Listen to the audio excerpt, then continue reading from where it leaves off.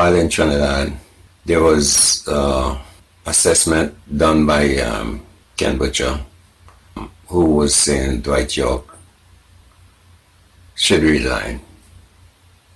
And he gave his reason why. But as I said to everybody down there, that's extremely premature. Trinidad and Tobago is going to be playing the weakest opponent thus far, based on the standings and even based on my expertise going into the group in Bermuda. And as I say, no disrespect to Bermuda, but this is what I do based on going and cover these games. So I'm not afraid to say that Bermuda is the underdog in the group.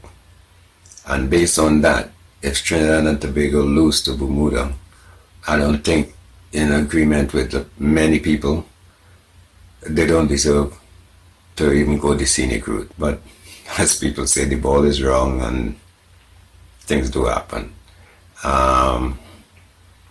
But back to Butcher.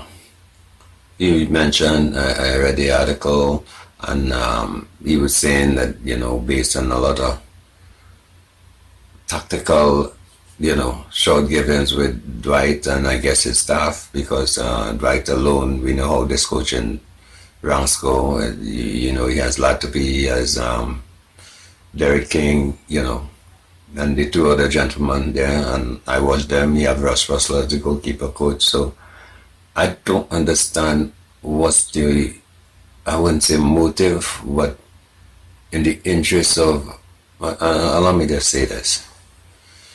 My organization is Caribbean Stars. We have been covering the Caribbean from jump. Caribbean Stars has been composed of players from the Caribbean, playing in the semi-pro league, and always at the end.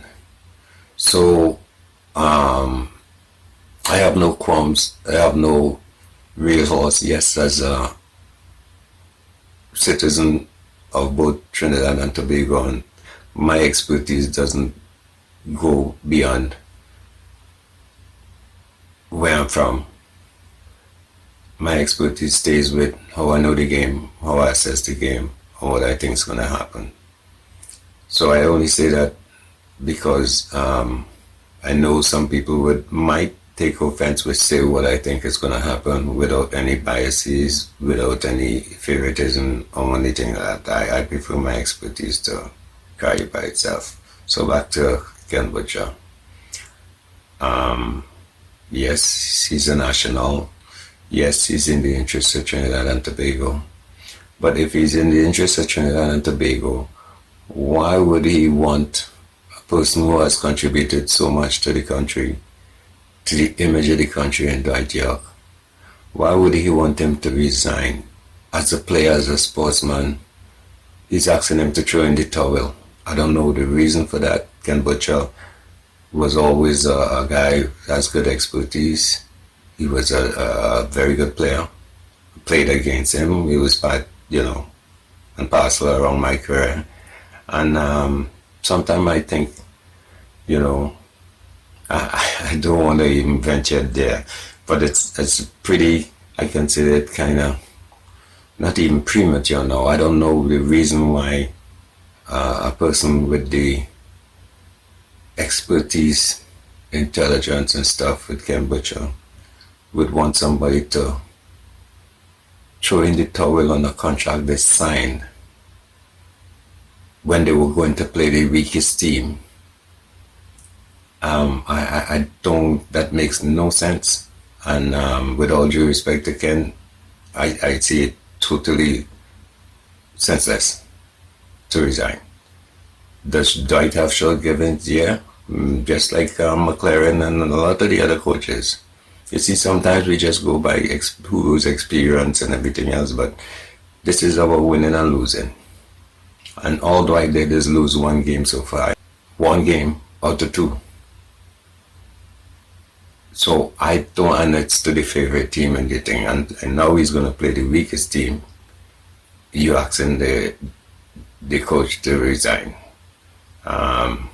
without putting out the successor, without giving, a remedy to the country. and you're in the, you're one of the pundits.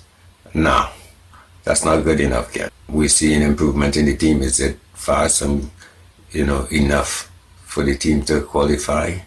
It's left to be seen. But once you see an improvement, you really don't know.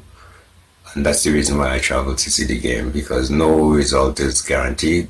You only know who's favored, and that's how the sport is. Yeah, but Ken, I mean, we go down, but I think you're dead wrong on this one. I think it's very premature. I don't know why you would come up with that. I'm questioning your assessment of things, but I think it's very premature, and it sounds kind of almost personal, But just remember that this person who's coaching Trinidad and Tobago has given a lot in coaching the country, in leading the country to a World Cup, and being one of the most productive footballer that has come out of the Caribbean.